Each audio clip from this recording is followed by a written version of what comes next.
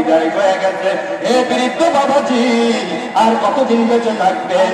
আপনি মনে করছেন আপনি এখনো হাঁটতে পারেন, আপনার মরণটা অনেক দূরে না, আপনার মরণটা অনেক দূরে না। এ বৃদ্ধ বাবাজি, আপনি যে ময়দান থেকে বাড়িতে যাবেন এই গ্যারান্টি আপনাকে কে দিয়েছে? হে যুবক ভাই, তুমি যে মোবাইলের মধ্যে যৌবনটাকে নষ্ট করতেছ, পাঁচ ওয়াক্ত নামাজে তুমি যাও না, মুয়াজ্জিন আযান দেয়, কত মধুর সুরে তুমি মসজিদে তোমাকে পায় না। আমার আল্লাহর নবী ডাক দেয়া বলে, 7 শ্রেণীর মানুষকে আমার আল্লাহর আরশে আজিমের নিচে ছায়া দিবে।